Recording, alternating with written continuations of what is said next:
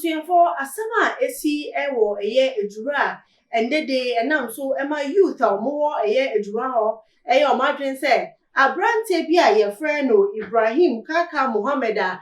oye social media activist atse okoposi eye video bi a nensem ni na o kan ne se ende yete oye oman Ghana mu ana ye kunkunkunkum ye police for na ye wo oman mu no ye safety no ene ne na hu be yan se ye papa His Excellency Nana Ado Dankwa Ekufu Ado odi ne nan besi fam na waye ne sese oye a odi bebo eye oman no ho ban video yi betu dwa anche bia ana ete se eye abrante no enkonfu bi akwakohie mu te se omabro abrante no ewo bedwemo ekunu kwa eno ana ama eye youth ewo Ejura omugu efuye papa ema omuye ehu protest na enkonfu a eye omuku eye abrante yachi eye mienu na be pie mu se MC a owo ho eye Mr Bamba ono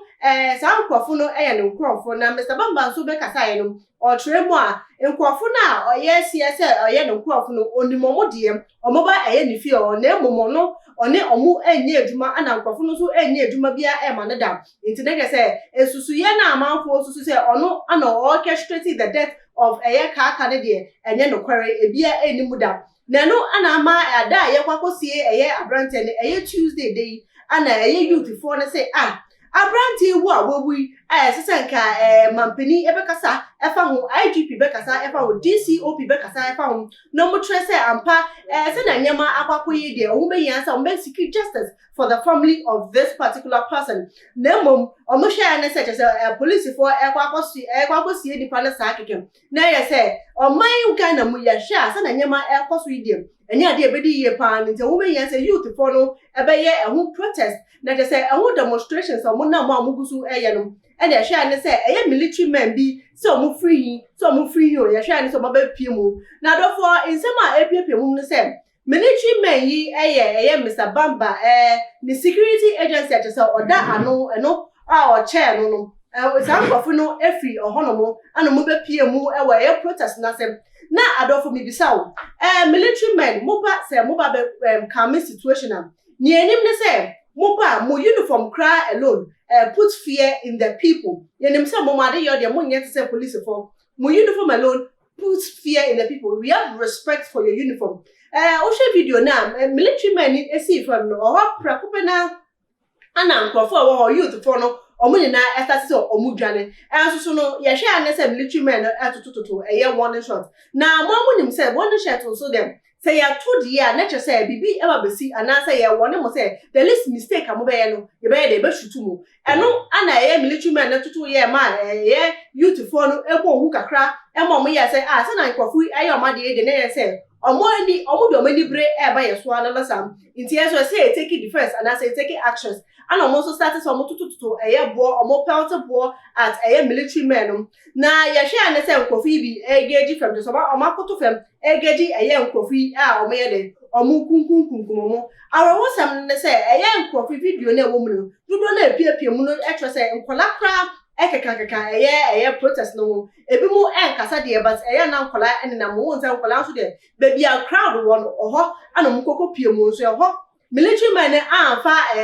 eno kra anya asem ya hwe ane se so omutututu eno ana ye mampani ye former mampani His Excellency John Dramani Mahama ababa kasa ne se mo de abetu dwane ne se mampani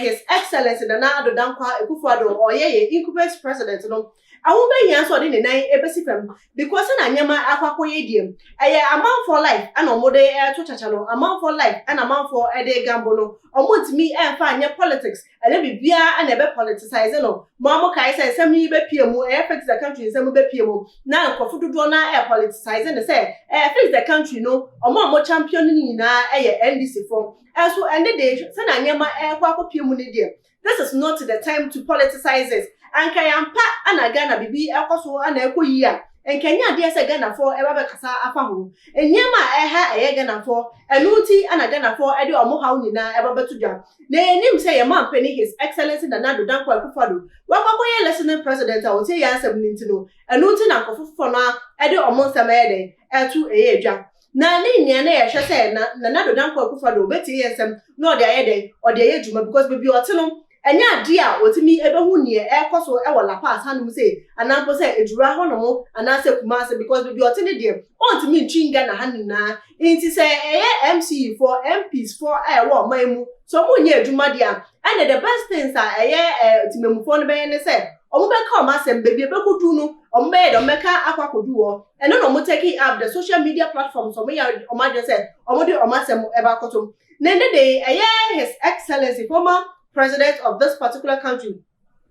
John Dramani Mahama obeka say ehubenya say your man penny His Excellency Nana Dankwa Akufo-Addo or the investigations are emu epi ebetuja second pa no be friend no say IGP no be friend no so DCOP no be friend no on friend from nyina no nkom ntuma emboma no nkom muti embom na nkom fa investigations are emu epi efambra ne timi ehu enkwafo a omonam so omuku Kaaka Macho yi afen so enkwafo a omudi military fo echi ankom so mo so omonkonko disa adwuma no so no ye safo ni na NPP no mu facing the laws of this particular country omo facing justice emma Kaaka Macho ene na sefo enkwafo ye kunkum omo de edo pa na yanhwe ya the peace of this particular country will be threatened by these people because yenim ne ekoso ewo maimu say Nana Dankwa Akufo-Addo say am papa say ono ne nsa enimu bidia na say ode nyema anan hwehwe ebetudwa no atrep say ampa oye competent president no also ye listening president ewo omaimu adofo aha na midimu ese no waje ntwe fa nsem no na da to your comment section mo kama ewo bo ani ni die kwan so why sans mema we say obe subscribe to Too Much GH can who say about the stories about politics, lifestyle, business and so entertainment and nina aha ana benya no me amede and then say me ebrabo medi and ekwi abro ni mo idol mo factory ba ko peda se na ebe sans so ehia makram